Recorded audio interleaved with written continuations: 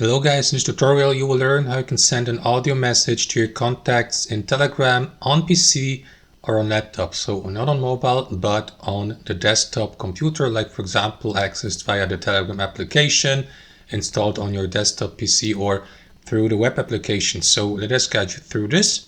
Head over to Telegram, for example, let me go with this version here on Google Chrome and access the chat or conversation with your contact. Now, here guys, next to the text message field at the bottom, you will see that microphone icon here, or that button, which is basically the same you see in the mobile version of Telegram. So what you want to do is simply click into it and start your audio message. Before you do that though guys, make sure that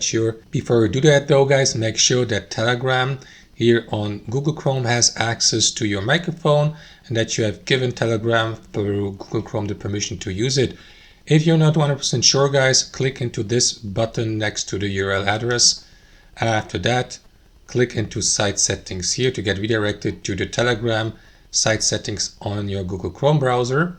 And here guys, under microphone, simply expand that menu and switch to allow or leave it at ask. And if you leave it at ask, you will get asked by Telegram and by Chrome to access for permission to access your microphone whenever you use that audio message recording feature for the first time. Now, since I have already used it, I won't get asked by Chrome, neither by Telegram to do that. I will simply click into that button.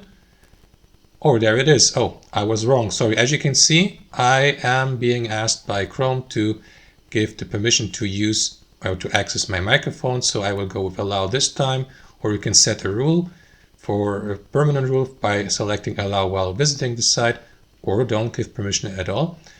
And that's it. After that, the audio message recording will start, as you can see. So now you can record it, stop recording by clicking into this button and send it to your contact. So let me do that really quickly. There you go. Now you can listen to the preview here or delete the message. And that's how it works, guys. Thanks for watching and I'll see you next time.